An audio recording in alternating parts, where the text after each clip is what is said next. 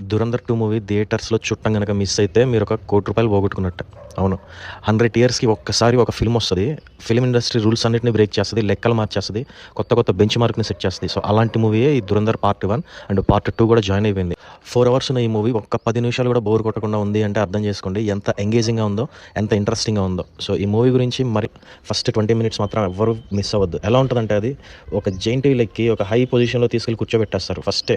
ఇంక అక్కడి నుంచి మూవీ మొత్తం కూడా చూడండి అని చెప్పినట్లుంటదనమాట. ఇప్పటివరకు ఉన్న సినిమా ఒక ఎత్తు, క్లైమాక్స్ ఒక్కటే ఒక ఎత్తు. లాస్ట్ 40 మినిట్స్ అయితే ఆల్రెడీ జెయింట్ వీల్‌లో టాప్ హైట్‌లో కూర్చున్న ఆడియన్‌ని సడెన్‌గా ట్విస్టుల మీద ట్విస్టులతో ఒక్కసారి రాకెట్‌లో వేసుకొని ఇంకెక్కడికో తీసుకొని వెళ్ళిపోతారు. వామ్మో! అసల ఏం కిక్ ఉంటదో మాటలో అయితే చెప్పలేం. ఇంకా కొన్ని సీన్స్ వస్తాయి. అసలు ఎవడు కూడా గెస్ చేయలేడు.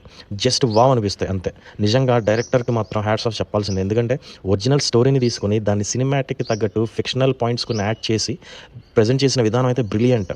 ఈ మూవీలో ఒకే ఒక్క మాట. ఇప్పటివరకు ఇండియన్ స్పై మూవీస్ చాలా వచ్చాయి. బట్ 'ధురంధర్ పార్ట్ 1, పార్ట్ 2' చూసిన తర్వాత అయితే అవేమీ గుర్తుకురావు. ఓన్లీ 'ధురంధర్'. ఫ్యూచర్‌లో కూడా ఈ మూవీని డామినేట్ చేసే మూవీ కానీ, కొట్టే మూవీ కానీ రాలేదు అని అయితే నాకు అనిపించింది. రణవీర్ సింగ్ చేసిన యాక్టింగ్ ఇంకెవ్వరూ చేయలేరు. అసలు ఆ క్యారెక్టర్‌కి ఇంకా వేరే ఎవ్వరిని ఊహించుకోలేము అన్నట్లు యాక్ట్ చేశాడు. మొత్తం మీద రణవీర్ సింగ్ ర్యాంపేజ్ అని చెప్పాలి. ఇంక అంతకు మించి ఏం చెప్పలేను. ఈ క్యారెక్టర్‌ని ఇంతకన్నా బెస్ట్‌గా ఇంకెవ్వరూ యాక్ట్ అయితే చేయలేరు.